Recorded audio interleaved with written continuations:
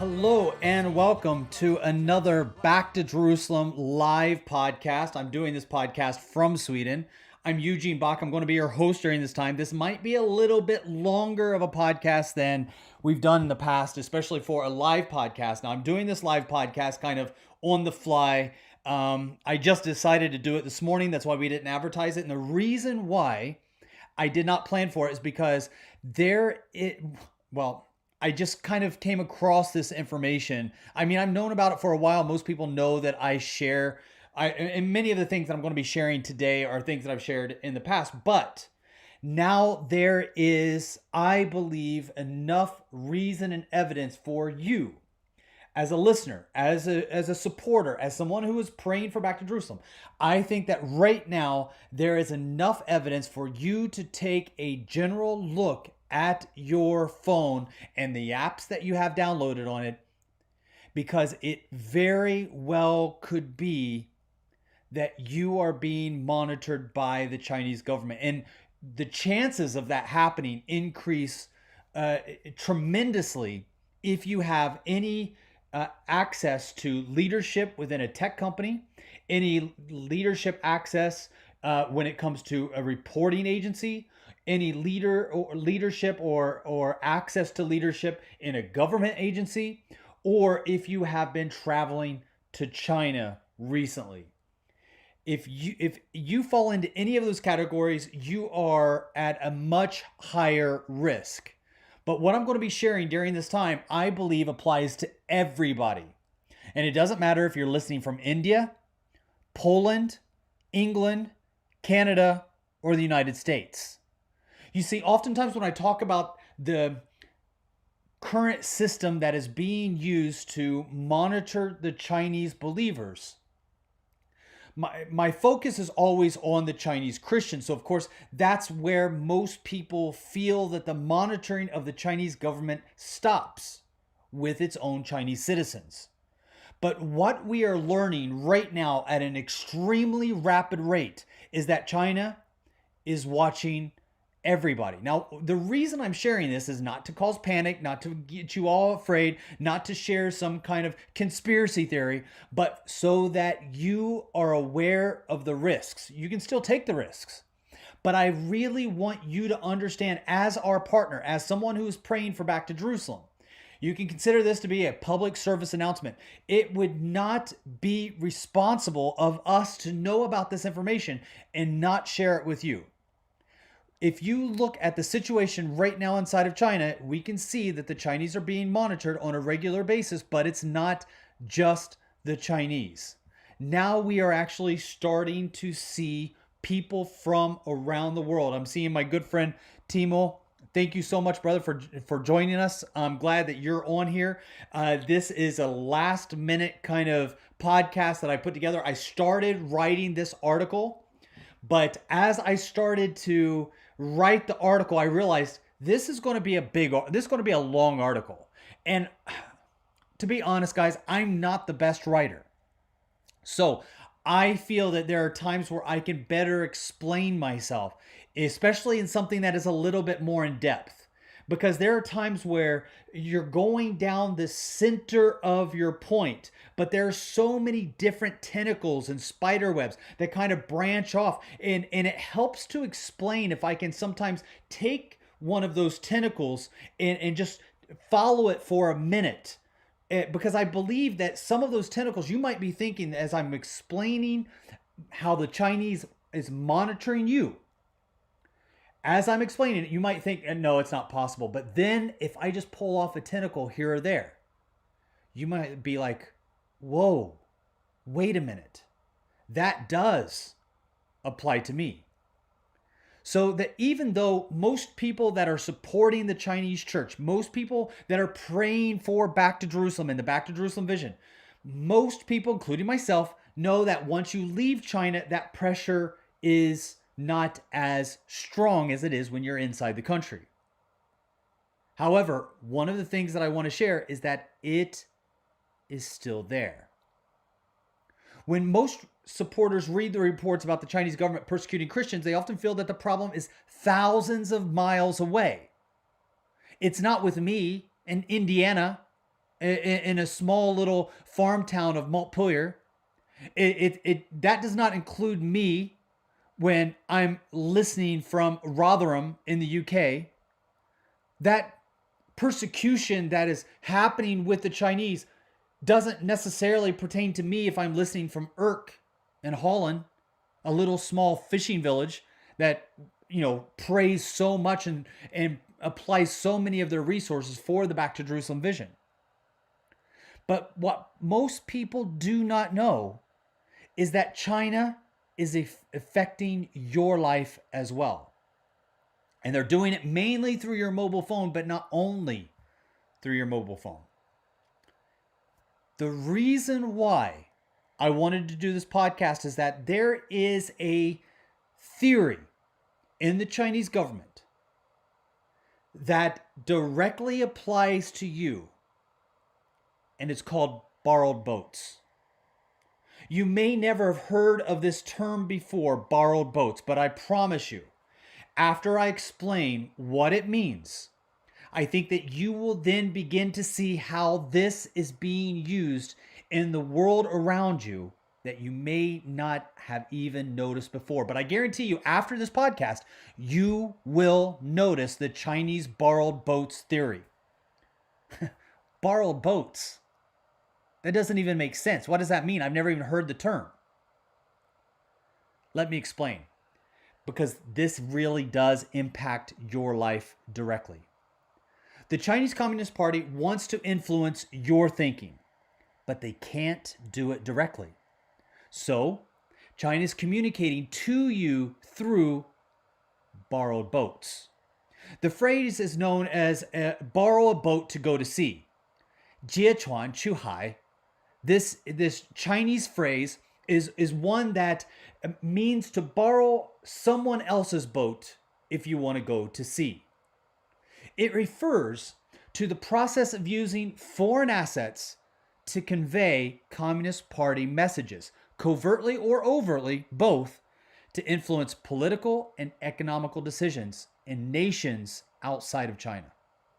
Listen, Beijing knows that communism has a very limited appeal. Now, the appeal is growing, especially because of the influence of so many educators out there that are influencing the academic process and bringing in communism as a very fair system, even though it has been shown to fail over and over again. Now, it is not that communism is a bad system. It is what communism embraces that it's a bad system. Now, I know a lot of people is going to hear this and they're going to disagree, but you have to understand, I'm not trying to be political. I'm not trying to be economical. I'm not trying to be reasonable in which system works the best. I'm just saying this one fact, and that is every communist system in the world has embraced atheism. And it is the embracement of atheism that makes communism a doomed economic and political venture, no matter where it's employed. And we've seen communism. There are so many Western countries right now that come out of Christian Judaic values that believe that there are students and young people and professors and other people across the spectrum that believe that communism is great, it just hasn't been implemented correctly yet. And we can see it across the board, whether it's in Ethiopia and Africa, whether it's in Asia with Cambodia, Laos, Vietnam, North Korea, China. We can see it in the Americas, whether it's Venezuela or Cuba. No matter where we go in the world, we see the absolute and complete failure of communism. And the reason why is because Karl Marx, kind of the father of the communist theory, said that communism and atheism are inseparable. And in China, in order to be a member of the Communist Party, you have to take an oath of atheism. So Beijing knows this. They know that the communism has a very limited appeal to directly influence foreign nations in the way that Russia influenced them. The Chinese communism is based on Russian communism. That's why they had the same communist flag. You see the same red hammer sickle flag that you saw in Mother Russia. You saw it in Vietnam. You saw it in China. It's that red flag of the revolution. Russia basically sent in advisors into China to help Mao Zedong win the Revolutionary War, to be able to bring communism into China, as China did on the Korean Peninsula and in Vietnam. So China has replicated what they found from Russia, but they didn't do it outside of Russia. But now they're doing something that Russia has not been able to do. And that is influencing foreign nations by using other boats, by borrowing boats. To put it another way, instead of convincing foreigners to jump on board to a Chinese communist boat, China is using the boats that foreigners already use. Now, a lot of this stuff I'm talking about right now in theory, just give me a minute, because as I dig into the weeds of what borrowed boats theory is, you're going to see, holy cow, I just saw this in the mall. I just saw this on the news. I just read this in the newspaper. I just saw this on social media. You're going to start seeing influence from all around. And I'm going to tell you 10 things, 10 apps that are probably on your phone, most likely on your phone or your child's phone, that was created by and influenced and controlled by the Chinese Communist Party. In its simplest form, the Communist Party identifies things, people, companies, concepts that are used and trusted every day. Food brands, transportation companies, clothing brands, news corporations, even government utilities. And then they use them to maximize influence. Now, let me see if I can give an example, okay, of the borrowed boats theory. In the United States, China pushed hard to purchase the Chicago Stock Exchange. This is a stock exchange that has been in the US for a long period of time. You don't usually hear about it. You hear about the New York Stock Exchange, but it is you have a lot of the commodities that are actually shared on the Chicago Stock Exchange. So China pushed hard for the purchase of the Chicago Stock Exchange, a move that would have arguably given the CCP, the Chinese Communist Party, considerable control over voters and investors. Why? Because if they can control that stock market, they still keep it. They wouldn't name it, right? They wouldn't rename it. Like if you go to a sports arena like Wrigley Field in Chicago, obviously Wrigley Field was named after the company that makes Wrigley gum, right? It's a way they advertise. If you go to certain cities, you'll have the Staples Center, named after Staples. Staples buys the stadium and then they name it after themselves, and you associate that brand with whatever event that you're going to. China would not do that. China would not rename the Chicago Stock Exchange as the Chinese Chicago Stock Exchange. They would just buy it and use it with its name. And if you were an investor and you were going to do something that the Chinese didn't like, they just start to manipulate the stock exchange in a way that makes you lose money and feel the pain until you back off of whatever it is that they don't like. Okay, so far, I hope you're still with me, because I might be talking about some things that you think, okay, Chicago Stock Exchange, big, hairy deal. I don't care.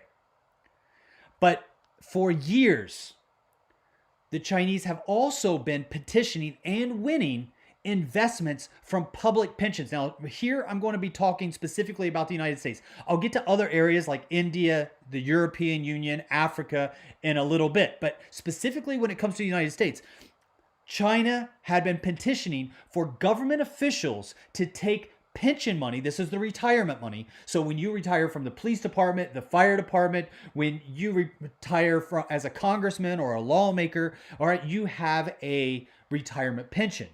And that retirement pension comes from a retirement account that is usually invested in something that is stable. Well, China petitioned and said, listen, We are now an open economy. We are now taking direct foreign investment. You can invest directly into us and you will be able to make money on your investment. You will be able to make more money by investing in Chinese companies, which are rocketing off the charts right now. If you take the money from your investment accounts like an IRA or something like that. So these are these kind of public pension funds, and take them and invest them into Chinese stocks. If you put them into Chinese stocks, we will be able to massively increase your returns.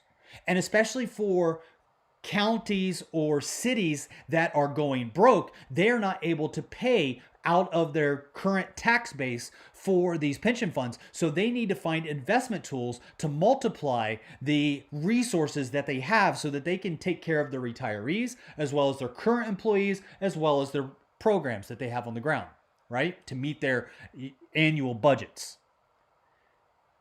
What happened was that there were officials that were convinced to take retirement funds and invest them into Chinese companies. What happens now is that if an official, if a union member, like the police force public union or the firemen's union, or a congressman makes a law, takes a stance, or does something that China doesn't like, they now have the power to influence this Chinese company to make that stock price drop, to also drop the retirement pension fund amounts.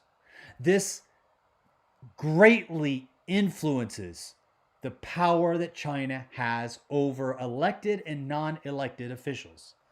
I hope you're following me, because we're just going to go a little bit deeper.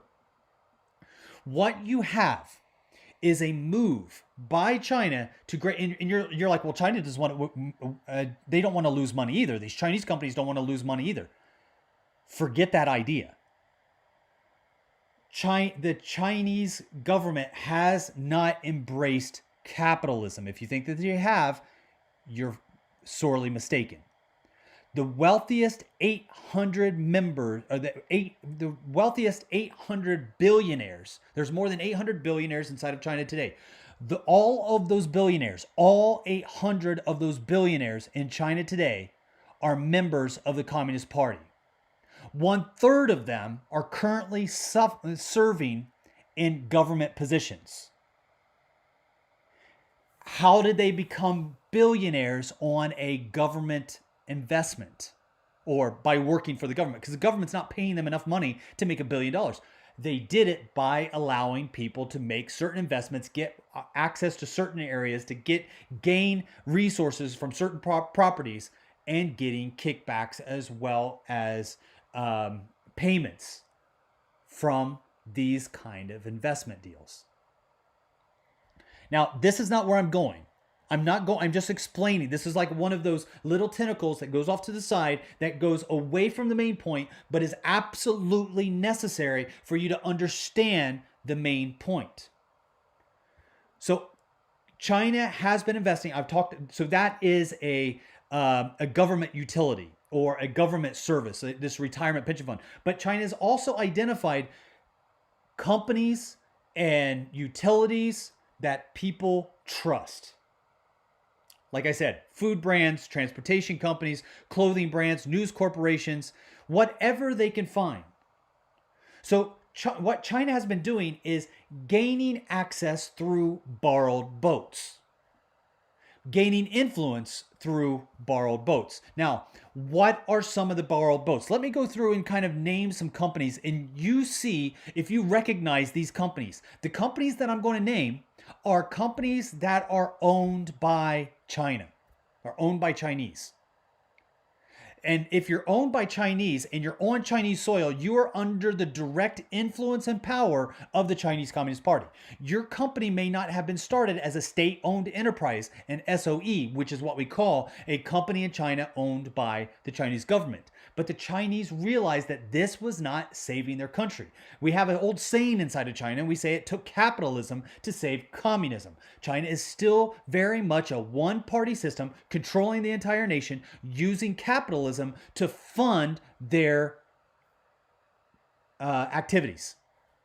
So I'm going to name a couple companies here, and let's just see if you recognize these as Chinese companies, even though they're owned by. So these companies I'm about to name, you may not know that they're owned by China, but they're owned by China. General Electric, GE, Volvo, Smith Foods, Ritz-Carlton, Four Seasons Hotel, Hoover, as in the vacuum system, London Taxi Cabs, Hamley's Toy Store, downtown London, Motorola, Harvey Nichols. Some of you guys may not know what Harvey Nichols is, but that is a retail store that's very famous. If you're most females will recognize that name, but they probably will not recognize Harvey Nichols as being a Chinese company. Ironman Race, Sunseeker Yachts, MG Car Company, Club Med, AMC Theaters. And they've just purchased a major share, a controlling share of Norwegian Airlines during this time of the coronavirus crisis. So if you think that's big name companies, China right now is on a buying spree. The very virus that comes out of their country and infects people around the world, where nations around the world shut down. So there are major companies that have brand recognition that are trusted by their companies. So for instance, I just named some companies that are very well trusted. They have a high level of quality and delivery. Volvo, you don't get safer when it comes to cars than Volvo. China owns the majority of the shares for Volvo. Ritz-Carlton, you don't really move into the luxury suite of a hotel in name recognition until you look at Ritz-Carlton. Same thing with Four Seasons Hotel. London Taxi Cabs. What can be more iconic than a trip to England and a flight to London Heathrow, getting out and seeing that, typical London black bubble taxi cab owned by China? And I don't know if you noticed there, but I also named AMC Theater. AMC Theater now dictates what movies come in and what movies go out. Not only that, but the Chinese, the same company, Tencent, which I'll talk about later, the same company that helped create the credit score to monitor Chinese Christians, produced movies to entertain you at the AMC Theater, such as Men in Black International, one of the new movies about aliens. I mean, entertainment for everybody, right?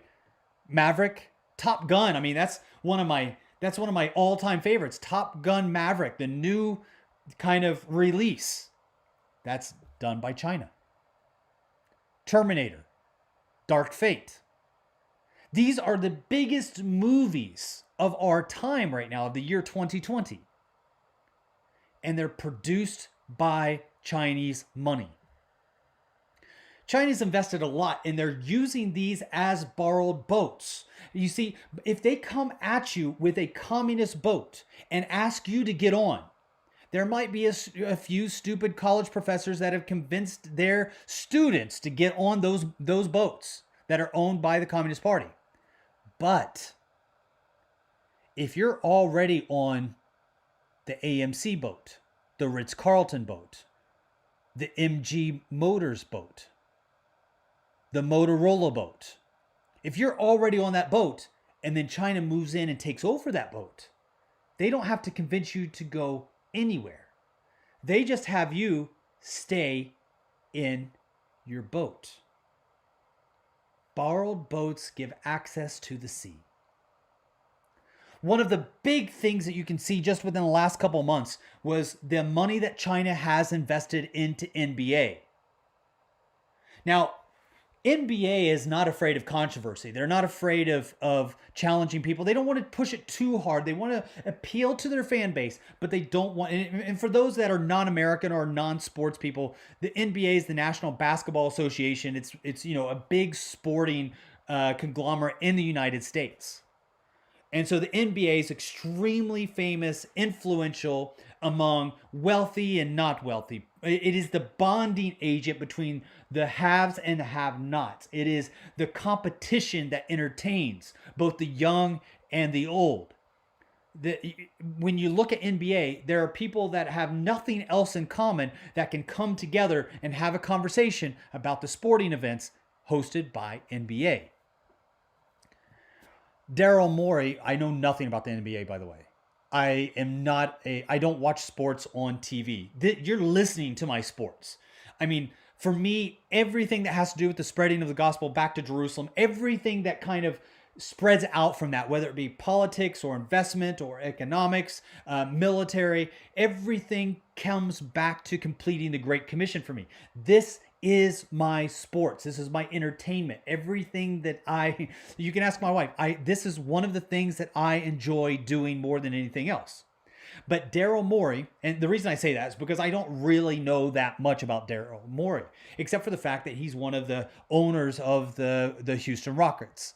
And he posted in October, he posted a tweet on Twitter in recognition of the riots that were taking place in Hong Kong. And it was just a simple tweet. It was a graphic that he shared, and it said, "Fight for freedom, stand with Hong Kong." Right away, the NBA announced on Chinese Sina Weibo that the Houston Rockets general manager, Daryl Morey's inappropriate comments on Hong Kong issues have deeply offended many of our friends and fans in China, which is regrettable. The NBA dropped down the hammer on him like it was nobody's business. And he felt the pain so quick. And anybody who even thought you might be with Black Lives Matter, you might take a knee, you might go out and campaign for Harry Weinstein, that can be forgivable. But you speak out against China, your career is done. Why? Because the NBA is a borrowed boat. The Chinese have invested tens of millions into the NBA. And and right now, the biggest growing market for the NBA is in China and the Chinese NBA. This is a borrowed boat used for influence. And we're seeing it in other countries as well. America is not unique. One of the nations that we are seeing like mad right now is in Australia. Australia has problems where they think that there are certain government officials that might even be agents of the Chinese Communist Party. Now, those that have been accused of being agents, there was not enough information to convict them, and it sounds like it was a false alarm. I don't know. I don't know that if anybody from Australia is listening to this and wants to add to this and tell me where I'm wrong or right, I would love to hear from you. But in China right now, or in Australia, we see that China is the second largest foreign landowner with farms, coal mines, even airports. You know, right now China owns an airport in Australia that if Australian pilots want to come and land in this municipal airport, they have to get permission from China before landing. These are just small examples of the borrowed boat strategy. China has been boldly buying up news outlets in countries around the world as well. So it's not just companies. And they've been training thousands of journalists as a part of a worldwide propaganda campaign. And this media campaign and this control that they have over the media has contributed to a massive lack of coverage as it pertains to the persecution of Christians in China. You want to know why you don't hear that much about the Christian persecution inside of China? Churches being burned down, individuals being thrown in gulags, black jail systems.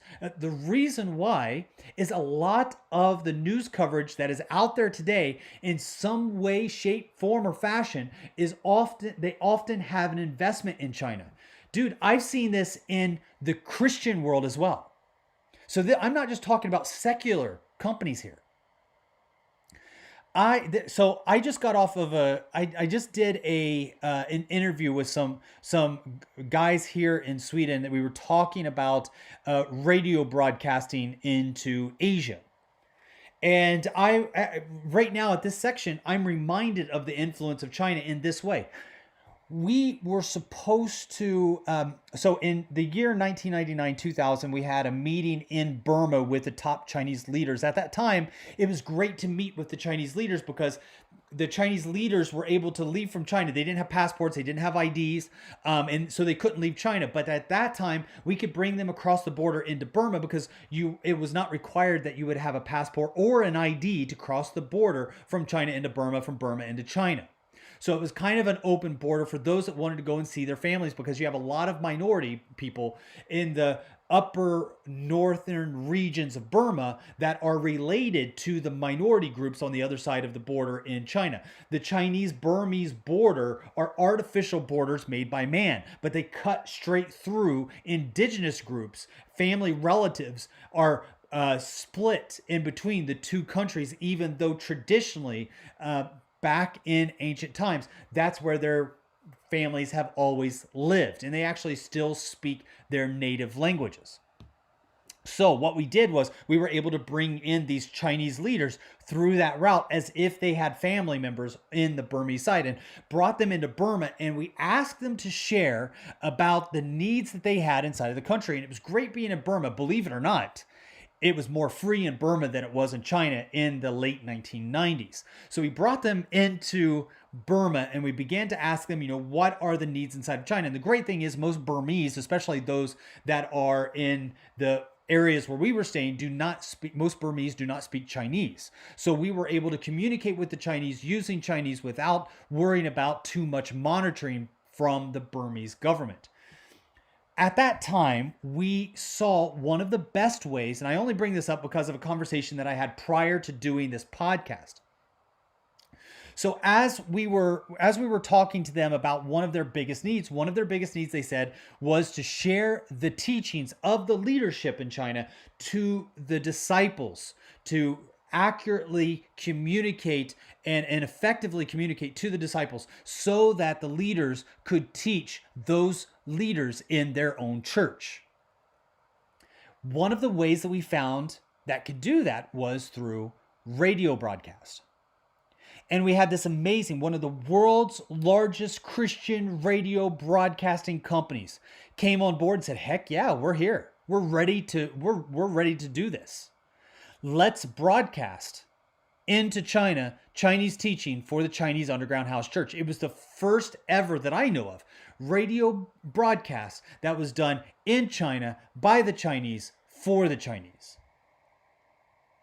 But as we started to work, all of a sudden, this big partner, which, one of the largest Christian radio broadcasters in the world, pulled back their over support and said, we're only going to be able to support you secretly. We cannot broadcast. They had a broadcast that could go into China, but the problem is we were broadcasting the teachers of underground house church leaders, which were considered to be anti-revolutionaries, and therefore it would have made this Christian radio station an enemy of China. This Christian radio station wanted to get into China. They were in negotiations of ways to find out how that would work. And so they did not want to do anything that would jeopardize their access to the Chinese market. So what they did is they found another radio station that was willing to do the broadcast. It was a secular radio station that was willing to carry our content. And then this Christian radio station paid the secular radio station to carry the message. Though they had the ability, they had the transmitters to do it themselves, they didn't want to do it themselves because they did not want to be associated with this project for fear that their conversations and their negotiations with the Chinese government would be jeopardized by being a part of this kind of program. I have seen this so many times. There are so many major ministries that we work together with that cannot join us on certain projects because they had visions of working inside of China legally, which was a big deal 10 years ago. There were a lot of ministries that had very, very high hopes. I can tell you of a ministry right now that every single one of my listeners, without a doubt, would know exactly who this ministry is. because it's one of the biggest and most well known in the world. Even the secular media know them very well. Even if you're not a Christian, I can go up to you on the street in Canada, America, England, and say this ministry, and you would recognize it right away. They would recognize it right away. It doesn't matter what country you come from. One of the largest ministries. I was carrying out their projects inside of China until their leader started to work with the Chinese government. The Chinese government told them that they would be able to have access into China with their ministry. I was skeptical, but I was prayerful. I hoped for their sake that it would happen, but we had to split ways. We had to split ways because it was no longer practical for them to work directly with us because they were now working together with the government and they didn't want to jeopardize that.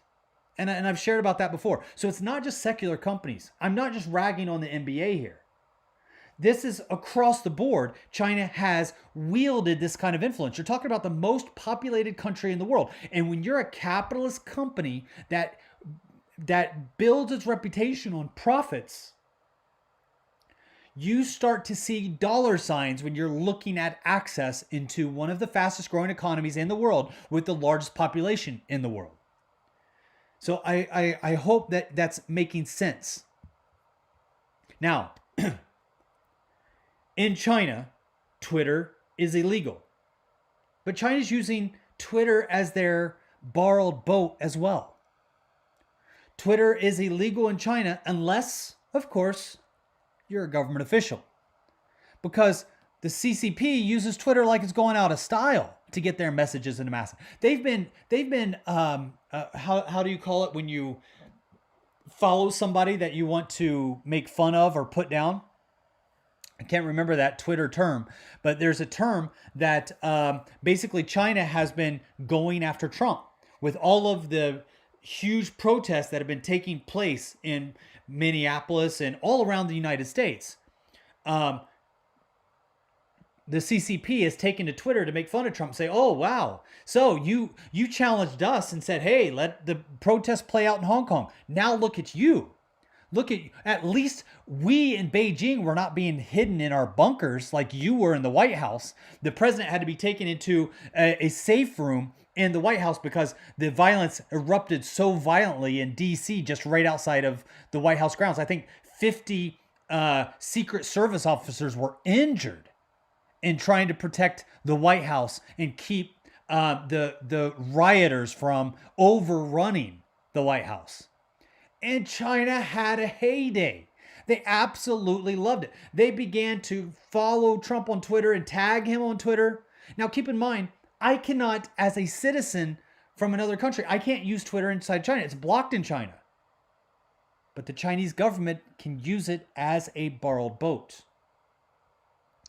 The reason I wanted to tell you about the borrowed boat theory, and this is where we start getting into the nitty gritty as it applies to you.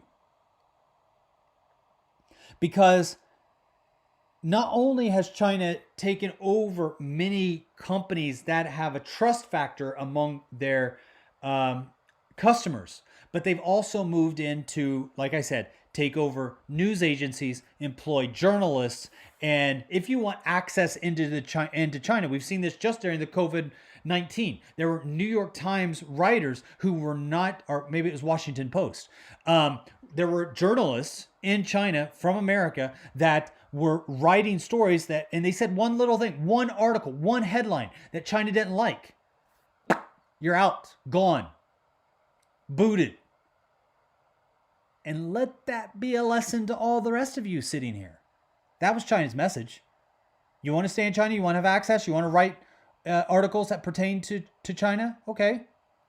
Then behave yourself. Otherwise, you have to go and stand in the corner of another country like that journalist over there. And guess what? It turns out the journalists were very appeasing.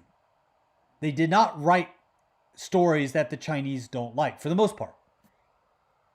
But it's not just news agencies. It's not just journalists. It's not just companies that you trust. It's your phone. This little device that you have in your hand. It's monitoring you in ways that you may not even be aware of.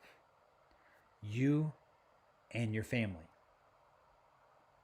So I'm going to give you 10 apps that if you have them on your phone, you should remove them immediately. You should get another phone. I would highly recommend the Samsung phone. Stay away from Huawei. Huawei is a big no-no. I promise you. That company is not to be messed with.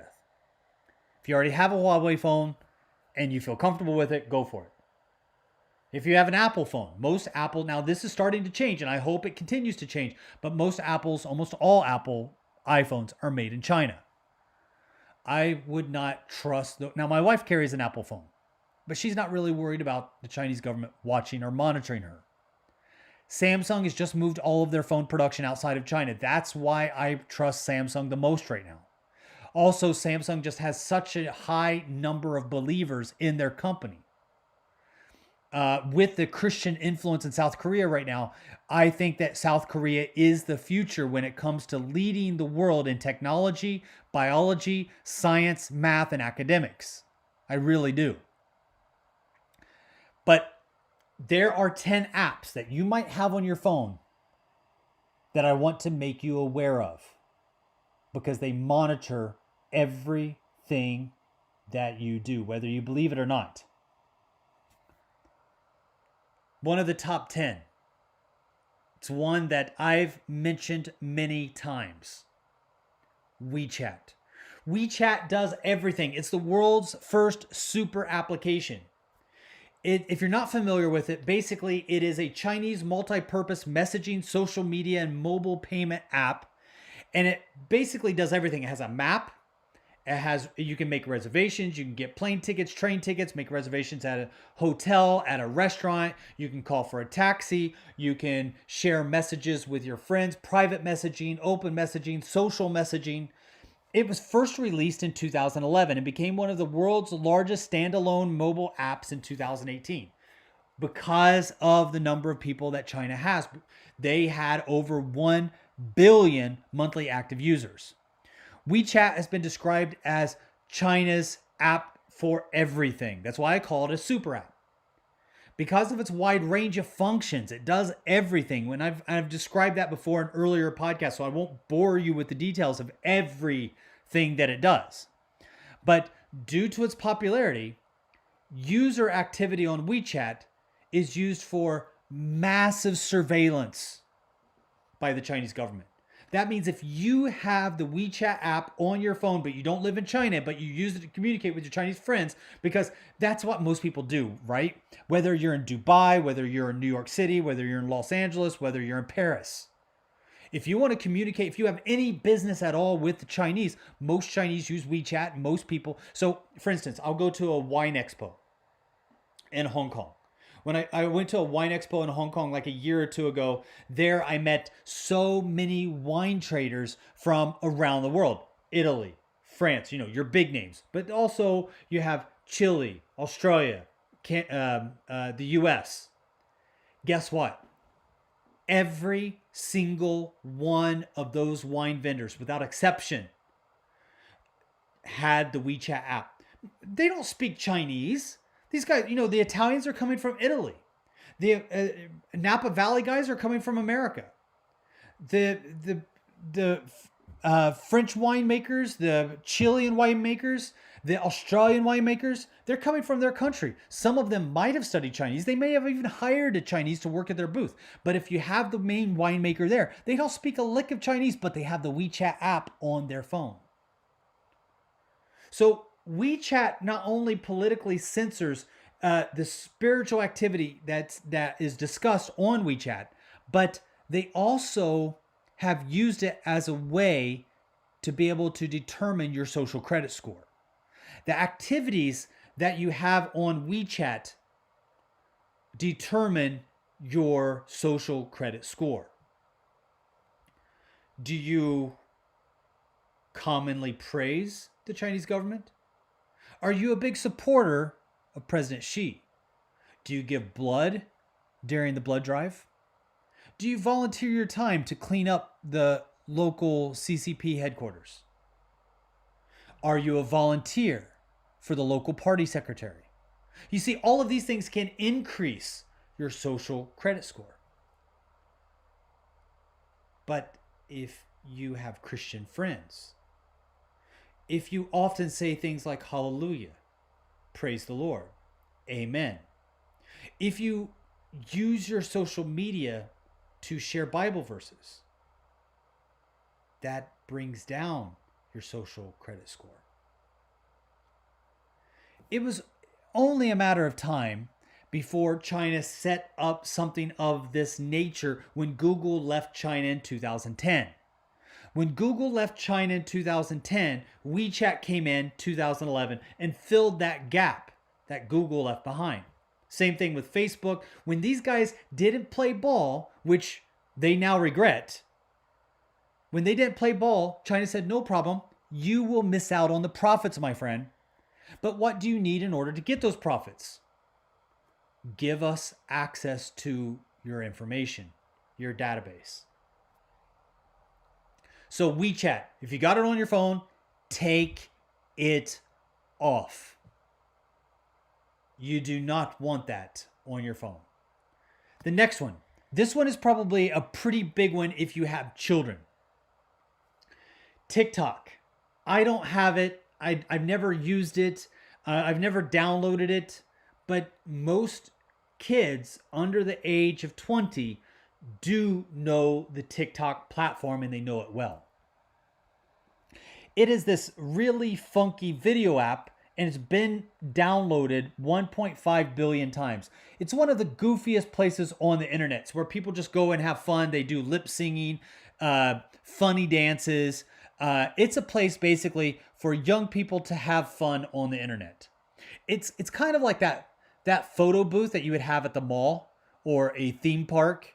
You know, you're not going to get good quality pictures, but you have fun with your friends inside the photo booth, right? You get the roll that comes out and you get to sit there and do silly things inside the photo booth. That's kind of what TikTok is. But it's based in China and that's a problem. And this app has been addictive for young kids. And it's owned by the Chinese giant ByteDance, which is now the world's largest startup. When they first started up, their value shot up to $78 billion US dollars. But their popularity has drawn concern, rightly so, from government intelligence agencies as well as Congress members. In early October, just a few months ago, Senator Marco Rubio, many of you might know him from when he, excuse me, ran for the presidential office against Trump. Senator Marco Rubio, an amazing, dedicated Christian, called for a formal investigation into whether TikTok poses a national security risk in the United States. And it's banned by all U.S. government employees as well as the U.S. military. So if you're a part of the U.S. military, it is now banned for you to have TikTok on your phone. That's how dangerous it is. Or that's how dangerous the government. Think about this. If you are in America or you're watching American politics, how often do Republicans and Democrats agree? Never, right? I mean, they're at each other's throats more now than ever. They never agree on anything. But two top senators, Chuck Schumer, who's a Democrat from New York, and Tom Cotton, who's a Republican. You have these two, I think it's from Arkansas. You have these two top, I mean, you don't get more conservative than Tom Cotton. And you don't get more liberal than Chuck Schumer. These two both came together and called for a rigorous assessment of the potential national security risk of TikTok. The U.S. intelligence is saying that this is a huge security risk and it's targeting your kids. So you may not have it on your phone, but it might be on the phone of your child. TikTok has pushed back against these allegations and they published a blog, an official blog, I guess. It's a blog. They published a blog stating that it keeps all U.S. data in the United States with a backup server in Singapore, and none of it is subjected to Chinese law. No.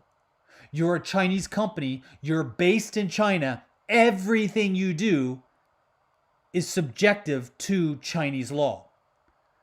Let us be clear. TikTok does not remove their content based on the sensitivities related to China. That's what they said. Let us be clear. TikTok does not remove content based on sensitivities related to China. We've never been asked by the Chinese government to remove any content, and we would not do so if asked, period. Baloney. That was not their quote. Baloney was not a part of their quote. That's my quote. You are so full of it. But you have to say that because you have investors and your stock falls like a heavy rock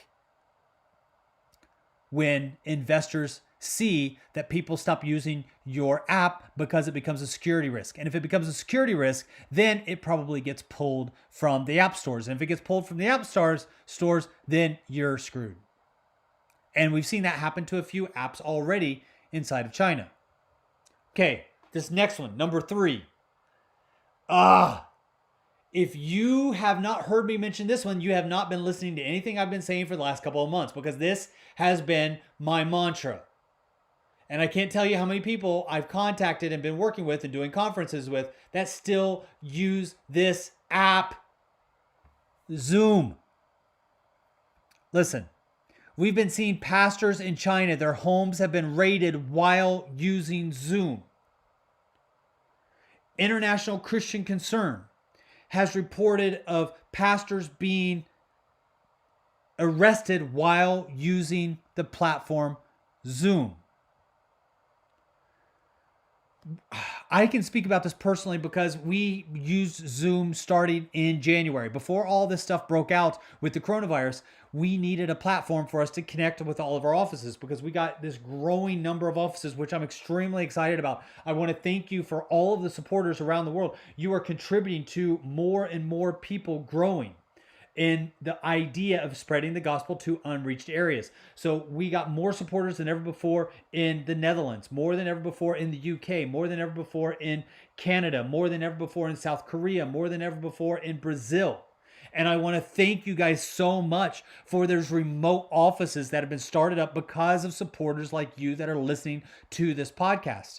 Thank you so much. So we started to use Zoom so we could connect with the different offices that have started in these other countries.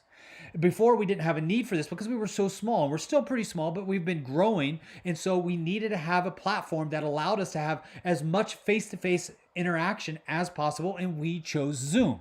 And we paid for one of the highest levels of access so that we could host the most number of people. So we wanted all the different whistles and bells. So we started our membership at one that worked for Back to Jerusalem. Big mistake. We dropped it. We called them up. We told them we don't want it anymore. And here's the reason why.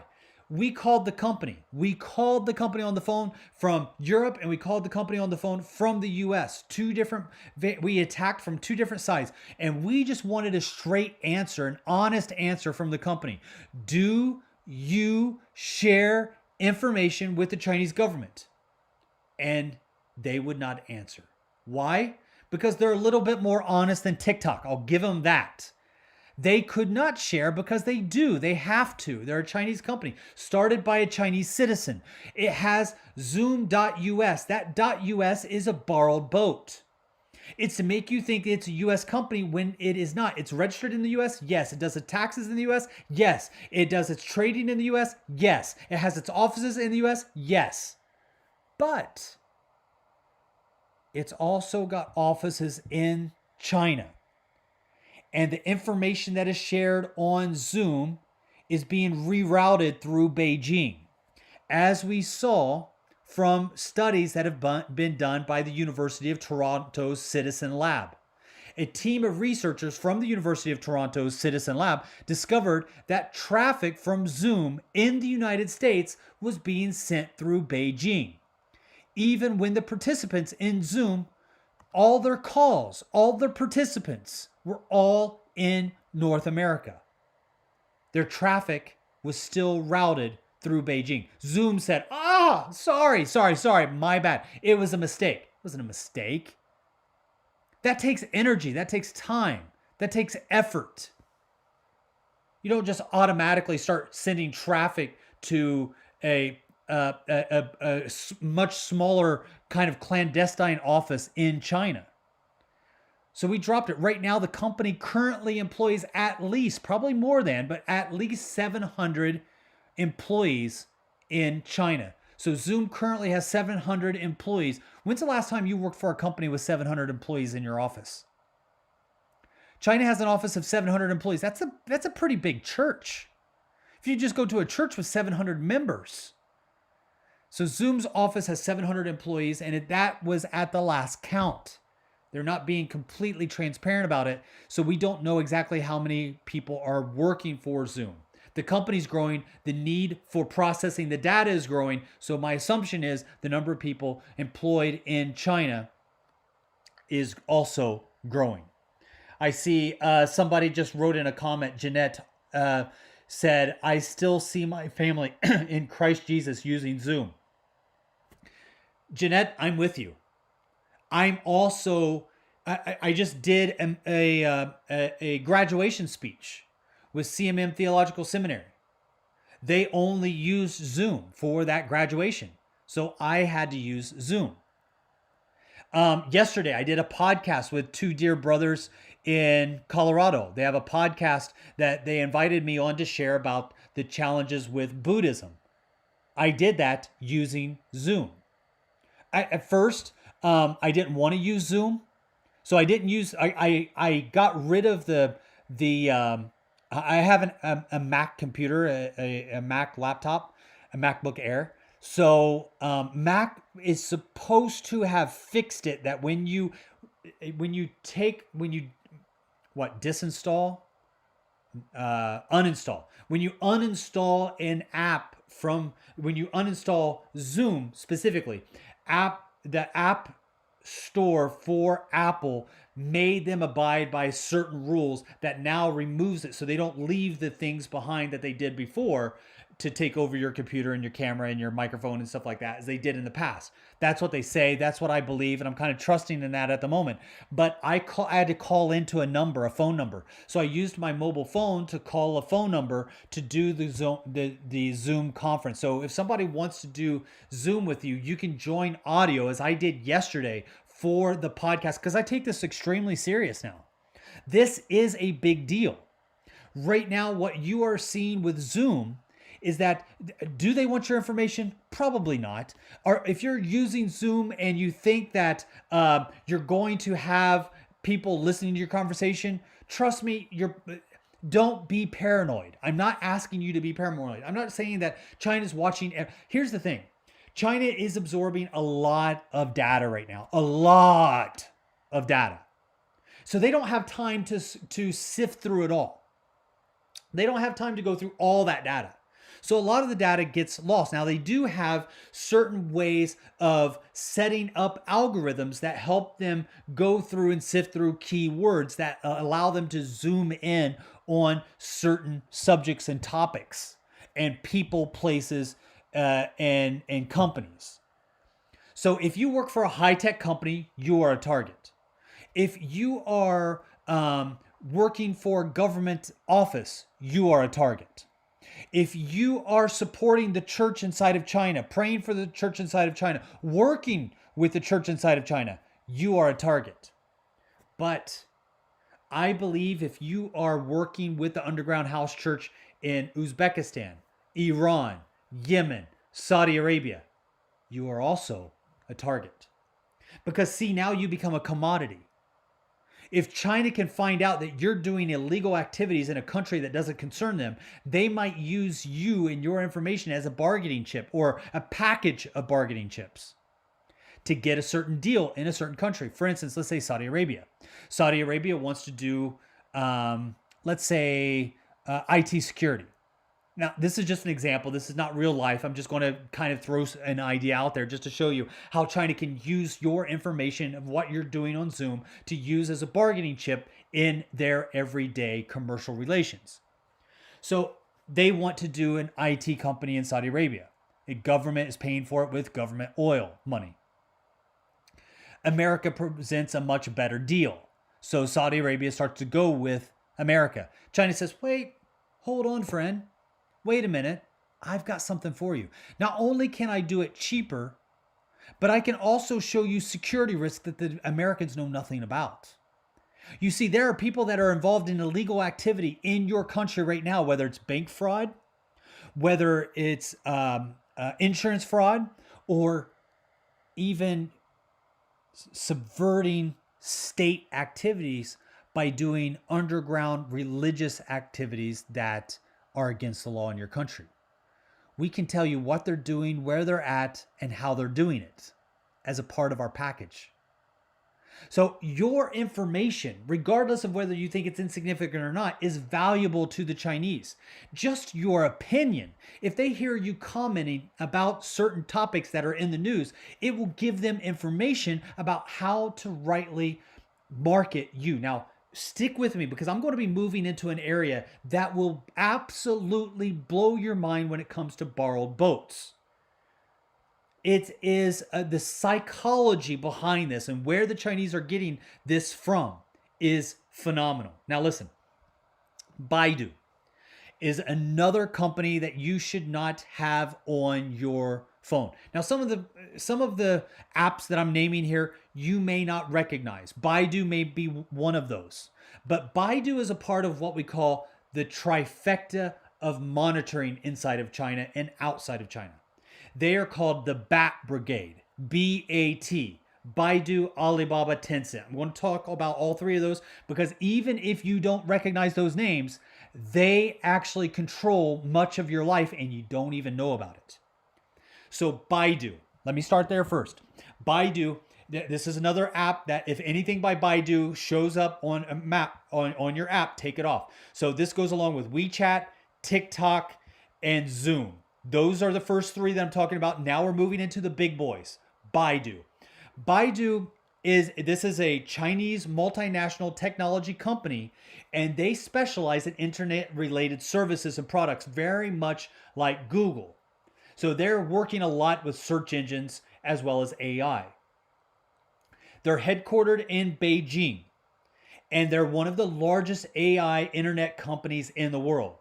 Baidu's search engine, which is like Google, many of you might not know about Baidu, but most of the world that speaks Chinese does. They are the fourth largest website in Alexa internet rankings, and they are the second largest search engine in the world, coming just behind Google. Baidu offers all kinds of stuff like WeChat. They offer search engines, mapping services. They offer 57 different search and community services throughout all of China, as like Baidu Baika, which is an online kind of encyclopedia. It's like Wikipedia, but for Chinese. They definitely don't want people going onto Wikipedia. You got Wangpan, which is a cloud storage service, so you can store things in the cloud. They have Tiaba, which is a keyword-based discussion forum that they have also in China. The name Baidu is taken from a poem. This is kind of interesting to know. It's taken from a poem. It's considered to be like a endless questions, but it actually comes from a Chinese-inspired poem.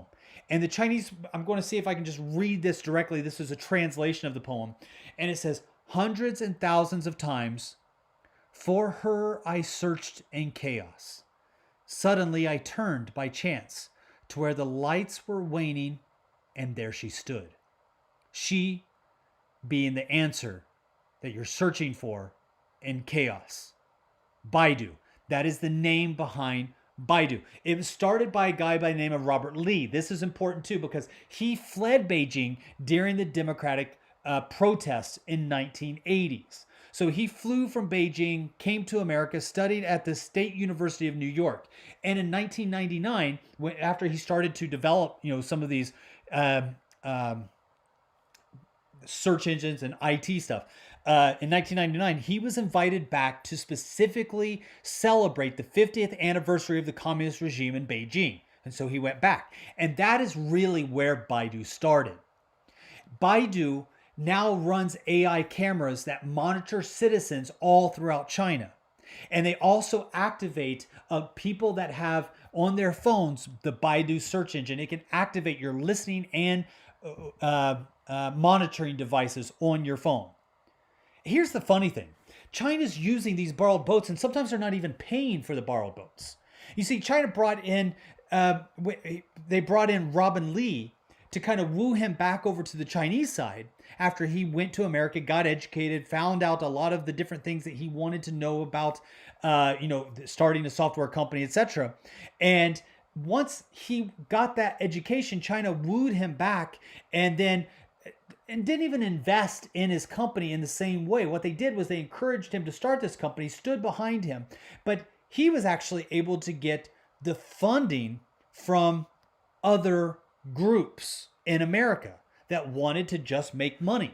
So they actually got the money for Baidu, which supports the communist regime, from American companies. They got the education and the financial support that they needed. I found that absolutely phenomenal. Now, Baidu runs one of the largest AI, artificial intelligent monitoring systems in all of China. So you've got about one camera for almost every 2 citizens, almost 1 billion cameras throughout all of China.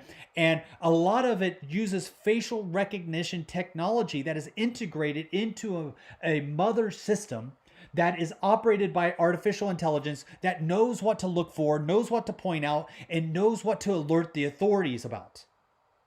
Now, I know that we've passed the hour mark. A lot of you might be getting tired. This might be a good point to take a break, because baby, I've just gotten started. I'm only halfway through the platforms that you should probably remove from your phone ASAP. But this is what gets me. So if you're going to take a pause, this is a great time to take a pause. If you're washing your dishes, if you're cleaning your house, if you're working in your office, if you're going for a jog, if you're taking a road trip in your car, if you're traveling in the airport, I can go on for hours so that you and I, in your earphones, in your speaker system, are able to continue going. Because even if I haven't reached a place where I have identified with something that connects with you, give me time, because I'm getting to you. Trust me. Trust me. I've saved the best for last. You're going to love how I end this podcast, because when I started looking into the borrowed boats theory, when I started looking into the borrowed boats methodology, the way that the Chinese are using this to influence and impact. And the reason why this is big for me, I've already touched on it, is because this directly relates to the underground house church in China. We've been doing this for decades inside of China. We've been absorbing all of the communist propaganda and attacks and persecution that they can dish out over the years. The thing that we're seeing now is that China is now using the public opinion around the world to start shifting even away from the Chinese Christian believers, to abandon them, to keep it silent so that you will not know what's going on. And even if you hear, doesn't have anything to do with me, doesn't impact my life. Sounds bad. Sounds like it sucks. Sounds like you should just leave China if you're a Christian. But what I am saying about the borrowed boats theory is that China is using borrowed boats, foreign companies, foreign entities, foreign access, in order to not just persecute their own citizens, but to bring you into the equation to help them do it better and more complete. And my feeling is, and it's not because of the Chinese people. The Chinese people are amazing. They're my best friends. I mean, I've lived in China for 20 years. It's my home. China is my home. The Chinese people are absolutely phenomenal. Family values, work ethics, their honesty, zeal, compassion. Some of my favorite, their long history. I'm infatuated with it. I usually know more about Chinese history than most Chinese citizens because I've fallen in love with the Chinese culture. but it is the Communist Party element that is being directed, manipulated, and run by the enemy. And that enemy will not sleep and rest when it conquers the Chinese church, which it won't. But that's not their goal.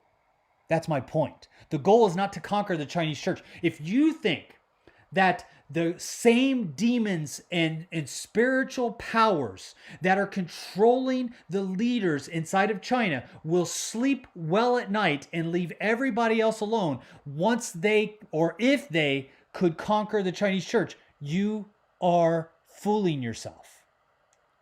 Because the enemy doesn't want just the Chinese. The enemy wants you. And he will stop at nothing to get to you. If the enemy can take out the Chinese underground house church first, he'll do that. If he can take you out first, he'll do that. If he can use the Chinese church to take out you, he'll do that. Evil doesn't sleep. Evil doesn't set up a fortress and protect itself. It is always expanding its borders. It is always on the attack. The enemy is always going about like a lion, seeking whom he may devour. He's hungry for death and destruction, to steal, kill, and destroy. That is the aim of the government, of the enemy, of Satan, that is controlling the government, that it has this borrowed boats theory. Baidu runs one of the largest AI programs in the world that helps them sift through all of this data so that you don't have to have ears listening to every conversation. They have computers that are able to use a learning system of artificial intelligence to be able to identify people, places, subject matter that is illegal or can be used for the government to be able to implement their will. And how are they getting money? To do this AI monitoring on me, you, and all of China? Through companies like Ford, Intel, Grab, Honda. They're using Baidu's AI technology in their driverless cars. These companies are investing in this AI technology so that they can use it for their commercial products. But I'm going to show you, at the end of this podcast, I'm going to be showing you how we go from commercialism to militarization. How companies can take your data as a way of targeting you in the market force and use it as a way to militarize and mobilize a militarized front against you. If that makes sense. Did that make sense? I don't think it made sense. Let me put it another way. China is looking for ways, I'm going to show you how that happens, to go from commercial marketing to the militarization of AI software. How it takes the AI software to gather your data so that they can target you more accurately, to take that same data and use it as a way to combat you and confine you and maybe even kill you. When I say kill you, it's not that they're going to try to, zap you with lasers. What I'm talking about is hunting you down as a believer, as a Christian, and persecuting you to the point where you might one day be in a system like China, like North Korea, like Iran. You think that that's not possible? Just give me a few more minutes. Baidu has a global business unit which is responsible for purchasing international products, services, and markets outside of China. It is called Baidu Global Business Unit, GBU. And the Baidu's GBU's product portfolio has almost everything. So it's not just the apps that you think, okay, well, I don't have anything on my phone called Baidu, but you probably do.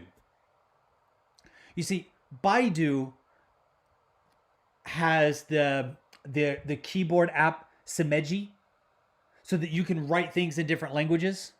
Whenever I write, I have 3 different keyboards that I use on my Samsung. I use one for Swedish, one for English, one for Chinese. I have a face emoji keyboard that comes from Baidu's GBU. The GBU runs a platform for pop-ins. You know that whenever you are surfing on Facebook or whatever, you have an advertisement. Those pop-ups are usually powered by Omni AR, which is a platform that hosts pop-ins that allows product placement to be sent to you and wherever you're at. I'm sorry.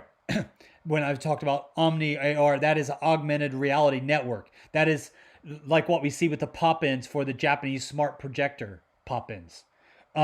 We also see with Platform Media Go, which focuses on advertisements that pop up in different social media platforms that you might be using. In 2017, Baidu's GBU, their global business unit, entered into a partnership with Snap Inc. to act as the company's official ad reseller to do the pop-ups for what you see on Snapchat.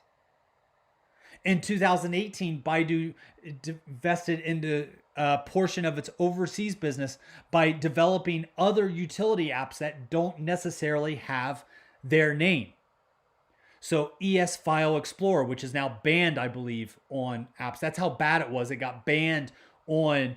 So if you have ES File Explorer on your phone, take it off. Apple and Samsung said, or the operating system for Android. So for the Android system, so the Android Google Play Store took out ES File Explorer because of the security risk that they posed. DU Color, MobileJoy, Photo Wonder, DU Recorder. These are all companies that were started up to build apps that you would download onto your phone for all kinds of things. Whether it's gaming, whether it's a search engine, whether it's to help with practical work things that you're doing every single day. Baidu is the second largest search engine in the world, and they hold over 3/4 of the Chinese market in their searches. And they can move those searches as they see fit inside of China. They're also a part of the NASDAQ 100. So you're talking about a massive company worth over $100 billion. In October of 2018, Baidu became the very first Chinese firm to join the United States-based Computer Ethics Consortium partnership on AI. That is concerning for me. When a Chinese company is dictating the Computer Ethics Consortium for AI, for the future of AI. That's like putting a fox in charge of the henhouse. Okay, let's move on, because I know some of you don't want to spend too much time on one app because, like Baidu, you may not have that app on your phone. Next one, Alibaba. You may not have heard of Alibaba unless you're in business. Alibaba is a Chinese multinational technology company specializing in e-commerce. So they do e-commerce, retail, internet, and technology. They were founded about 20 years ago in China, and they do a lot of consumer to consumer business to consumer business, as well as business to business sales services via their web portal. They also do electronic payment systems and shopping search engines. And even though you may not have heard of them before, they are the largest shopping outlet in the world. They dominate the scene when it comes to buying online products. They have the largest IPO ever launched. At the closing date on their launch on the 19th September 2014, day one of the launch of their IPO, $25 billion was their value. Today, they are in the top 10 most valuable companies in the world. Now, if you've never heard of them, Jeanette just wrote in and said, "Yeah, thank you. Alibaba. I'm assuming that you have heard of Alibaba, but Alibaba is the world's largest retailer and e-commerce company.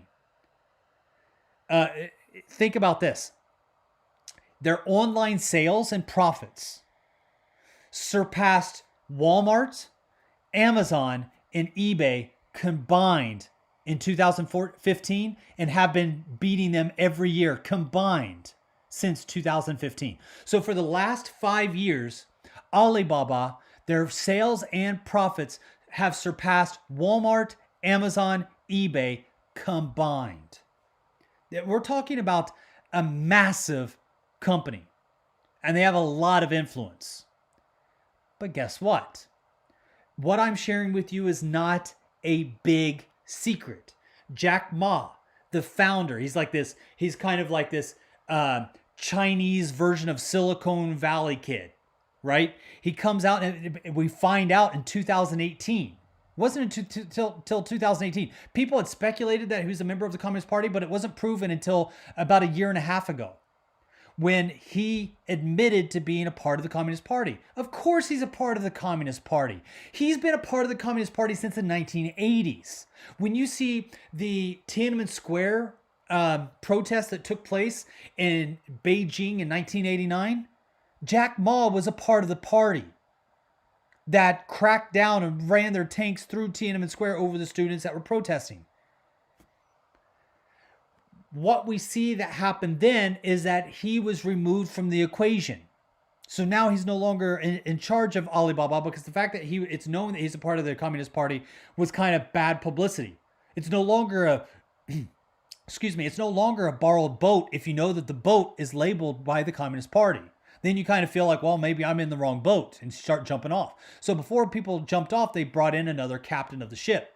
But the captain of the ship is still a Chinese company. It's still a Chinese company that gives its control. So if Alibaba, here's the thing. If you right now are listening from Poland, the UK, the US, and your government goes to Alibaba and demands information on a user that has been purchasing or buying things, which uranium is one of those things that have been bought and sold on Alibaba. If you can prove that you need to get access to somebody's information because they're breaking a law that you're concerned with, good luck on getting the information from Alibaba. They may not give it to you. They might, but they might not. They're under no legal obligation. However, if that same information is asked by the Chinese Communist Party, it's handed over. Quick, fast, and in a hurry. But here is the thing that just blows me away. It's not sponsored by the Chinese government, not fully anyway. You know who the biggest contributor was for Alibaba? When they first got started, Goldman Sachs gave them $25 million. Why? Because it's a company that makes money. It's all about the green. It's about money. I get it. If I was an investor, especially 10, 20 years ago when everybody was moving offshore production into China, now we realize that wasn't maybe the best idea. But when everybody was moving investments into China, borders became completely, you didn't even have to worry about it. And most of the time, borders are not necessary until you start working with communist countries where they want their borders to be strong, but they want to move into your borders, which is exactly what we're seeing with borrowed boats. Right now in Alibaba, we know this for sure. This is important. What I'm about to say, if you've kind of drifted off, if you haven't been listening for the last 5 minutes, stop. Listen to what I'm about to say, because it is imperative that you hear this next part. Since 2012, the Communist Party of China has had a group party committee embedded in Alibaba with 2,000 party members. They're paid for by Alibaba's company, but they work for the Communist Party. And their job is to make sure that the company follows the guidelines of the Communist Party and serves, this is so important, and serves the interest of the Communist Party. Alibaba alone in 2012 had 2,000 party members employed as group party committees. This is just the one we know about. How many other Chinese companies do we not know about that not only serve the purposes of the Chinese Communist Party, but have party members that are embedded in the company to make sure that the company follows the focus of the party? Okay, moving on. Next, the next application. This one's hilarious. Share It. I've used this app so many times. I feel horrible. I feel embarrassed. This is an app that if you get the chance to use it, don't. Do not use it. It makes your life easier, but it compromises your security. Share It. Have you ever heard of Share It? I have. I use it for when I get a new phone. Every time you buy a new phone, which I've gone through a lot over the days and over the years, and I've actually bought new phones in order to keep the government from monitoring my phone. But then I would use Share It, which I didn't know was a Chinese company, to transfer data from my old phone to my new phone. So if you've ever bought a new phone and you wanted the apps that you've had on your old phone, maybe you've paid for the apps, you got passwords, you have data, you have messages, you have information, you have pictures, you have all of that history that you don't want to lose, right, when you get your new phone. So a lot of people use Share It to transfer data from their old phone to their new phone. Congratulations, me. You have just won the stupidity award of trying to hide information from China by using a Chinese app that gives them all the information that you don't want them to have. Oh my goodness. I fell for that one. And I wanted to share, I felt that it was absolutely imperative that I share this information with you so that you are aware of it. The next app is called the UC browser. You may not know about this browser, but it's a browser like a Google browser, like Mozilla Firefox browser, like the Safari browser. It is one of the most powerful, most well-known browsers in the world. It's the second most used browser in the world. It's not that popular with me. I don't really use it. I've never had the desire to use it, but a lot of people, especially in India and Indonesia, now I'm focusing shifting my focus a little bit from America, Europe. Now I want to focus on you, my friends in Asia. If you are listening to this from India, if you're listening to this from Indonesia, I know you guys are using the UC browser. It's become very, very popular with you guys. If you didn't watch the movie about the John Snowden leaks, I highly advise you to do it because it will give you an idea about what I'm about ready to say. Because in 2015, as a part of the Snowden leaks, the UC browser, it was leaked that it was being used to share sensitive data, which was used by intelligence agencies to track users. It's based in China. It's a Chinese app. And guess where that information is going when used by intelligence? If you said China, you're a winner. You are a complete winner if you think that information that is being tracked on the UC browser goes to China. According to the leaks, the browser has been used to implant spyware on the phones of users to transmit personal identifiable subscriber data, mobile device identifiers, and user geolocation data. You might not think that that's very valuable, but it is absolutely valuable for intelligence agencies to use. The Ministry of Electronics and Information Technology in India is currently investigating this privacy breach by Alibaba-owned UC browser. So if you're in India, if you're in Indonesia, and you have this on your phone and you are engaged in ministry, especially in areas where it is illegal, like if you're ministering in areas in the Northwest where you might be punished because you are sharing something that goes against Islam, or you are in a Hindu area that is aggressive against Christians, or if you are in a small island in Indonesia and you are in a part of an underground ministry, as we are actually actively involved in, do not use the UC browser. It can jeopardize your activities. So this is something that the information is, the India is saying that the information from the browsers being sent to Chinese servers, and that Chinese servers retain the control over the US devices even when the browser's deleted. So if you had that browser on your phone, it might be that you can never get it off. You might have to get a new phone. No joke.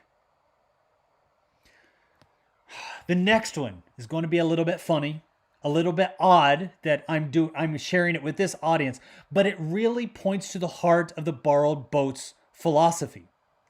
Grinder. Yes, Grinder. Grinder is the largest networking and online dating application for gays, bisexuals, and trans people. Now, if you haven't heard of it before, it's probably a good thing. It's probably, you haven't heard of Grinder before because you may not be in that circle. So it is a dating application specifically. It uses geolocation for finding the perfect mate for gay, bi, and trans people. Grindr was one of the first gay geosocial apps to launch on iTunes App Store, so it's got a history. And it's since become the largest and most popular gay mobile app in the world. Why am I even talking about Grindr? Because it's owned by a Chinese, set up by the Chinese government, sending data to China where gay marriage is not even legal. China doesn't care who you love. They don't care about your sexual lifestyle as long as they get information. The reason why I wanted to bring up Grindr is because China doesn't have to agree the methods that you have, or even they don't have to agree about anything on the app. You can have an app that is completely pro-Polish. It could be the best #1 pro-Polish Poland app that has ever been invented in the history of mankind, and China would sponsor it if they feel that it would give them access to your information. It's borrowed boats. And it's been proven, it was reported that Grindr allowed engineers in Beijing access to personal data of millions of US users, including their private messages and, why was it important to China? Their HIV status. So China was able to use a dating app to find out your HIV status so that they could plan appropriately for their social planning using information that they got from you from Grindr. Now, you might not have heard of Grindr before, but you might have heard about this next one that I'm about ready to mention. Call of Duty. Call of Duty Mobile. This is a massive platform that many people are just crazy about. This is a game that people now can play. It's owned by Teamy Games. It's one of the largest online gaming platforms in the world. Call of Duty Mobile was released worldwide just in October 2019. So it's only been going for about a little over half a year, but in its first month, the game had over 148 million downloads and generated nearly 54 million US dollars in revenue, making it the largest mobile game launch in history. By the end of 2019, the game had already secured over 180 million downloads within just 3 months of launch, becoming the most downloaded game of the fourth quarter of the second most downloaded game of the year. We know about using games to reach people because we do it in ministry. We have created a device I can't give too much detail on that is a small handheld gaming unit that we use in closed countries and we give to children. And children use this game to be able to entertain themselves, but at each level they're exposed to biblical teaching. And if they know the code to break the code of the game, they actually get access to the entire Bible. China is doing the same with games. You see, if you want to sell people an idea like communism, you don't go straight for communism. Let me come back to that because that one is that is a huge. No, you know what? I'm going to tackle it now because it does have to do with games. So people are like, okay, Games. How does games have anything to do with China influencing my decision? I want to introduce you to somebody. I want to introduce you to a man by the name of Edward Bernays. You may have never heard of this person, but he's changed your life, whether you know it or not. And depending on where you're from, he's changed your life a little more or a little less. It all depends on what country, what culture you come from. So Edward Bernays was from Austria. He's an Austrian American. He is considered to be a genius. He's a marketing genius. He's considered to be the father of public relations. He is the nephew of Sigmund Freud and learned a lot from his uncle. He's actually a double nephew of Sigmund Freud because his mother's sister, or I'm sorry, his mother is the sister of Sigmund Freud, and his dad's sister married Sigmund Freud. So I guess that makes you a double nephew, I'm guessing. So his a nephew by marriage and a nephew by birth. And he is a marketing genius. Why? Because he did something that was the beginning of borrowed boats. He basically started borrowed boats. What he taught was that you don't go directly for selling somebody on an object. You sell them on something completely different that influences all their decisions, including the object you're trying to sell them on. So when you take over a company like Volvo, when you take over a company like GE, when you take over a company like Samsung or Motorola, when you take over a company like Ritz-Carlton, when you start moving into games, communication, AI software, it's not about trying to get people to focus, oh wow, communism is good. No. It's about changing your ideas on something completely different and doing it so absolutely that it completely changes your decision-making process that influences the very area that you want to influence in the first place. Let me give you an example. American breakfast. When you think of an American breakfast, even if you're not American, what do you think of? Bacon and eggs, right, baby? I mean, that is the American breakfast. Bacon and eggs, sausage and eggs. That is the major food that everybody thinks of when they think of a big American breakfast.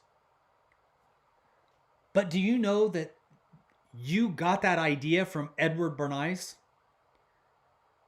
Before Edward, the American breakfast was actually coffee, maybe a roll, fruit, and maybe oatmeal. But back in the 1920s, there was a company called Beechnut Packing, and they wanted to sell more pork. This is the same company that specializes in baby foods that produces peanut butter, coffee, baked beans, chewing gum, all those kind of things.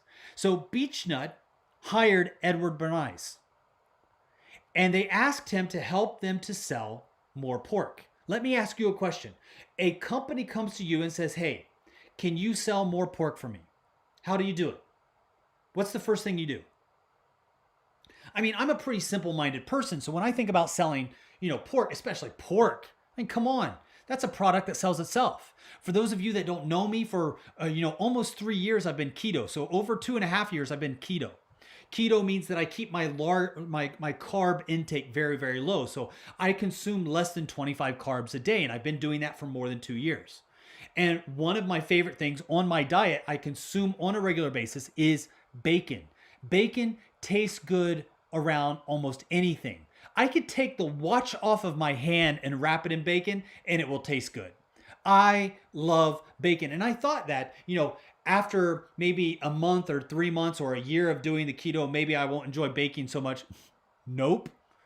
I still love bacon. I love everything about bacon. Bacon is the most sexy item out there, and I consume a lot of it. It's a main part of my diet. I don't think I need help selling bacon. The smell of it, the sound of it when it's cooking and crackling, whether you have it nice, thick, and soft, or whether you have it thin and crunchy, whether it breaks or whether it bends. Bacon is an amazing food on loan from heaven above. Absolutely amazing. You don't need to sell it, right? And if I did sell it, all I need to do is sell pictures of it. So if I were to think, let me step into my mind for a minute. If you were to think about selling bacon, or if I were to start a campaign selling bacon, I would think about billboards, commercials, where you get as much exposure to that product as possible. That's not what Edward Bernays did. How did Edward Bernays sell bacon? And he sold more of it than any other person in history. He did it by going to a doctor. He went into a doctor's office. He found a physician, and he had a conversation with the physician about the importance of breakfast. How important is breakfast? And they decided together, he and this physician, that breakfast is the most important part of the day. That's the slogan they came up with. Breakfast is the most important part of the day. Not a food company, but medical advice. Not coffee and a roll, not fruit and muesli, but a big breakfast. So Bernays then had this doctor write to 5,000 doctors that he knows and ask them to agree to the health benefits of a big breakfast. And big, when I say big, big was being advertised at that time because nobody had ever thought about breakfast in terms of medicine until Edward Bernays came along. So Bernays came up with this concept that big breakfast equals heartier breakfast, equals healthier breakfast, equals more energy throughout your day. It is the most important meal of the day that you eat like a pig for breakfast. You eat like a, princess for lunch, and then you eat like, a mouse for dinner. That was the idea, right? That you eat like a king for breakfast, you eat like a prince for lunch, and you eat like a beggar for the evening meal. This idea came from Edward Bernays. And so what he said was, if you eat throughout the day, and he had these doctors, and these doctors began to write news articles. They began in the office. When you would go for a doctor checkup, when you went into the doctor's office, you would have that paper that, that chopper paper, that butcher's paper that you kind of sit on, or at least, in many of the doctor's offices that I've been into, you got like this bench that you kind of sit on that you can lay back on, you can recline. It's got butcher's paper that sometimes you have to sit with your robe on or whatever if you've taken off your clothes and you have to get a checkup or whatever. Beside the doctor's desk, beside that chair that you would sit in, would be a big poster of an important part of the day breakfast. The most important part of the day recommended by physicians. What does a big breakfast look like? Eggs, bacon, orange juice, toast. This image included, and you could say, well, you're taking the focus off of pork. You're taking the focus off of bacon. You're taking the focus off of pork sausage. The focus wasn't on pork or bacon anyway. People didn't really eat that much bacon and pork on a regular basis. They did, do pork and cattle and chicken, goats, but the pork industry wanted a boost in sales. And Edward Bernays delivered. By influencing the entire medical community that a big breakfast was absolutely essential to good health, doctors began to sell more pork than advertising companies could ever dream of, because people trust their doctors. So if the doctor says eat a big breakfast and bacon is a part of a big breakfast, then I'm all on board. Here's the thing. He didn't just do it with bacon. He did it with tobacco. How did he do it with tobacco? The same exact thing. He didn't tell you, hey guys, go out and smoke more cigarettes. This is the best brand. So when the tobacco industry came and hired Edward Bernays, he took a psychological approach to sell people on the tobacco. And so what he did was, instead of, so at that time, one of the things that Edward Bernays recognized was that the majority of the people that smoked cigarettes, the overwhelming majority, and the people that tobacco companies marketed to were men. So men with their pipes, men with their roll smokes, they were, and so what the advertising companies for tobacco companies did was they went macho. They went for the man. But along comes Edward Bernays, hired in to help tobacco companies sell more tobacco. And to their surprise, Edward didn't come in and say, hey guys, to sell more tobacco, we need to be more macho. Instead, what he said was, if you want to sell more tobacco, you need to stop cutting out over half of your customer base. Women. Women are an untapped market. You can maintain and retain your male customers, but you have this whole potential market that you haven't even tapped into yet. So, in order to sell to women, what Edward Bernays convinced the tobacco companies to do was to support women causes. And the women causes, at that time, there was a big push for women's suffrage, women's right to vote, women's right to work, women's right to own property. All of these things came about. So what Edward Bernays did is he convinced tobacco companies to support these efforts. Because if you have a woman on a cigarette advertisement, you're still kind of just appealing to men, or you might even lose men. Because if men consider it to be a feminine product, they're not going. You lose your macho edge. And so Bernays said, don't put out new advertisements like that. Put in advertisements and support advertisements that have nothing to do with cigarettes. Advertise women that are fighting for the vote. Advertise women, put up posters of women that are fighting for the right for women to work, to own property, that are fighting for women's suffrage. And in those posters, show the women smoking. Because that's what a real woman that is independent, fighting for her rights looks like. So what he did was he went after the image, and the image influenced people's desire to smoke. So it's this complete borrowing of the boats that we're seeing from the Chinese as well. And this was done for commerce. And this is where I wanted to take you. Now we're arriving at a destination where I want to show you how someone who is brilliant at using borrowed boat strategy to influence marketing to now bringing it about to be used for militarization. You see, for much of the 20th century, the U.S. brought in, I know this sounds weird.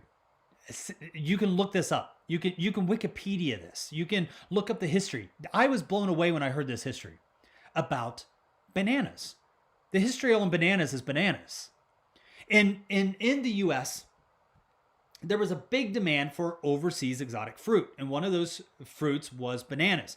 Bananas became this massive marketing industry. And those that were kind of the banana tycoons were making hand over fists amount of money. You've heard about this before. Even if you don't think you have, just stick with me for a minute. Chiquita, the banana company, was growing bananas for, because you needed the right type of environment, you needed the right type of sunshine, you needed the right type of climate to grow bananas. And so this company that was Chiquita, that was known as United Fruit, what they did is they began to go into all these South American countries and grow bananas, and then they would ship those bananas back to the US, and they were making a ton of money. Then they realized that, what? If we can get labor for even cheaper, we'll make more. So they began to work with governments to get the cheapest labor in South America as humanly possible. I mean, these were basically almost slaves. If you're familiar with like Brazil and their slave trade, it was kind of like that. And when Brazil got rid of slaves, what they did was they opened up their country to foreigners that were willing to come and work on coffee plantations, because coffee was the number one export of Brazil, and they didn't have enough workers to actually do that. So what they had to do is they had to bring in foreign workers. So they enticed a lot of people, specifically from Japan and Italy, to come to Brazil and work on those plantations. But what happened was, it cost money for those workers to get to those plantations. The plantation owners paid for that transportation, and the worker was not allowed to have any freedoms, and they weren't allowed to have their ID until they paid the debt of that transportation. The problem is they were getting very low pay dictated by the person who ran the plantations. Also, any product that they wanted, they had to buy from the plantation owner, because they weren't allowed to leave the plantation to go and buy those products. So, for instance, salt, sugar, flour. The workers that were coming from Japan and Italy, they weren't allowed to leave the plantation to go and buy those items. They had to buy them from the plantation owner. So the plantation owner was making out like a bandit with really cheap labor, getting a discount because there was no way the people could leave. It's very much like the sex trade today. There was no way that people could leave because all of their transportation papers were held by the plantation owner, who would not give them back until they paid the debt. The debt couldn't be paid back until they made enough money. The money couldn't be made if they kept spending it on items that they needed. And the items that they needed belonged to the plantation owner and only could be purchased from the plantation owner. You see that circle? That's a circle of debt. That's a circle of slavery. That's a circle of challenges. So what the United Fruit Company did was they started to secure these governments to allow them to own these plantations, bring on workers, have the workers indebted to them, where it's almost like a slave-like environment. And then the United Fruit Company said, dude, guess what? We could make even more money if we owned the railway company, the transportation company, the ports, the shipping company, everything that has to do with growing the bananas, packaging the bananas, picking the bananas, and shipping the bananas. So all of that had to do with the bananas industry was then controlled by this company, United Front, Chiquita Bananas, which later became Chiquita Bananas. And so you had this, they were able to get cheap labor. They were able to get cheap transportation because they ended up owning the railways, the shipping ports, the shipping companies, the ports, everything. But then something bad happened. In the Central American country of Guatemala, the Guatemalans had an election, and they elected a leader that was not owned by the United Fruit Company. And so the United Fruit Company was then getting pushed out because this new elected leader came in and said, I can see this is not fair for the people. So we're going to cut all the ties with this company that's taking advantage of our people. Chiquita got scared. So because they needed the governments to be controlled. Have you ever heard of the Banana Republic? This is where that term comes from. When countries were ran by banana companies to be able to do everything that I just explained, those were called banana republics. They weren't in charge. They actually took kickbacks from these companies and allowed their people to basically be enslaved so that these companies could make even more money than what they would have in a fair way. So the banana company brings in Edward Bernays and says, can you help us? So instead of changing the way that bananas are understood or seen, he does something completely different. And this is where the militarization comes in. Bernays started the whisper to convince Guatemalans that their leader was elected as a communist working for the Russians. Bernays then brought in an army of journalists that were willing to write the story that he dictated. He even sent in agents, federal agents, undercover agents that were a part of his team. They weren't real agents getting real information, but they were heard recording things that went well with the journalist stories. So he tapped these fake intel agents and got recordings to confirm the theories that the Guatemalan leader that had just been elected that was going against the interest of the banana company was an agent of the Russians. And the journalists ate it up. And soon, with the support of the CIA, riots broke out all over the country. Civil unrest erupted. Freedom fighters, quote unquote, Liberation Army, quote unquote, which were actually supported by the CIA and banana companies, these riots were supported by this money moving through to create this huge ruckus that overthrew an elected official, so that an official that was controlled and run by the banana company could be put in place. That's a fact. I'm not telling you some conspiracy theory. That is Edward Bernays' story. Look it up. That is borrowed boats.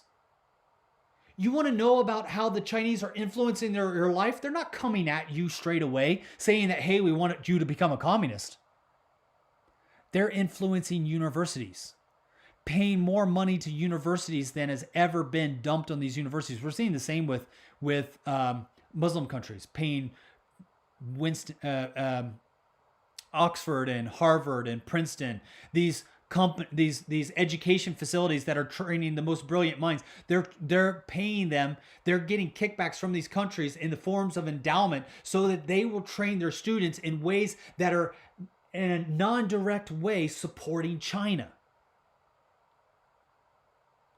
This is the borrowed boats theory. Which leads me to the last app, the last company, which I'm happy about because I'm moving into 2 hours. So this will be just over a 2-hour podcast. I can keep going. I really can. I can talk about Huawei. I can talk about each one of these products in depth. I've done a couple hour podcast already just on Zoom alone. But Tencent is the mother. They're a part of the B.A.T group. They're part of the Baidu, Alibaba, Tencent, the B.A.T group. The trifecta of controlling information around the world. Tencent controls hundreds of subsidiaries and associate companies in all kinds of different industries across the board.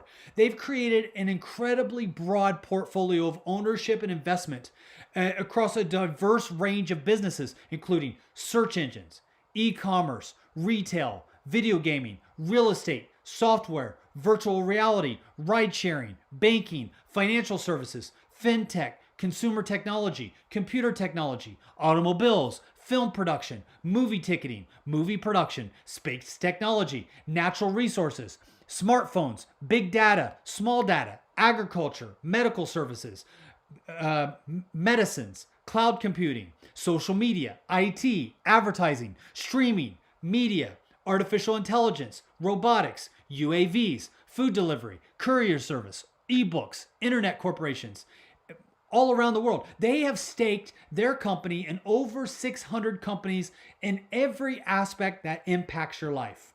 And like I said, I'm not trying to scare you. I'm not trying to bring fear about. I don't want you to think about your phone as something that is monitoring you 24/7. But I want you to be aware of it. Any product that goes onto your phone from Tencent does have access to the Chinese government. And how does the Chinese government use that information? They use it to influence you in an indirect way to get a direct result. In the same way that we saw with bacon and eggs for breakfast, the most important meal of the day. This is Borrowed Boats. If you've never heard of Borrowed Boats, I encourage you to share this podcast with others. Share this podcast with those that are directly engaged in ministry in China. Most people are so focused on the Bible. Most people are so focused about sharing the Word of God. Most people are so focused about hardcore traditional ministry that they don't see the enemy's approach at attacking them. And I don't want them to spend more time focusing on the Chinese government. I want the missionaries in China to focus on China. I want the ministries that are focused on China to focus on China. I want the ministries to focus more on the Bible than they ever have. My service here is to provide information and to do research so that you don't have to. So that it will give you information so you don't have to waste your time doing the kind of stuff that I've done every single morning. So I came across this and I was like, oh my gosh, this is crisscrossing in so many different ways. I know there are people out there that have not ever heard of what I just talked about. And they've certainly never heard of Edward Bernays. They certainly never heard of the Banana Republic and what that entailed, or how Big Breakfast came along, or how borrowed boats theory this is not just me telling you a story. Borrowed boats is written down in the handbook of the Chinese Communist Party. This is a part of their focus. This is written. This is on paper. This is not just theory. This is not conspiracy theory. This is factual. You're a target. And I wanted to share this with you so that you will know without having to do the research. You can't do the research. I ask that you don't believe anything that I just said. Test everything. But I hope and pray that this podcast can save you some time, even though it is 2 long hours, right? I hope that it doesn't take you 2 long decades to learn what I just shared, so that you can focus more time praying and serving the kingdom and doing what really matters. I want to thank you so much for joining us for this Back to Jerusalem Live podcast. I pray that this has been as much of a blessing to you as it has been for me as I learned it. And I hope that it's a help. Share this we're going to have this on YouTube. Please share it with your friends, family, and fellow ministry members. This might be one of the most important podcasts that I've done so far this year. I want to thank you, and God bless you. Again, I'm Eugene Bach, coming to you live from somewhere within the borders of Sweden. God bless you.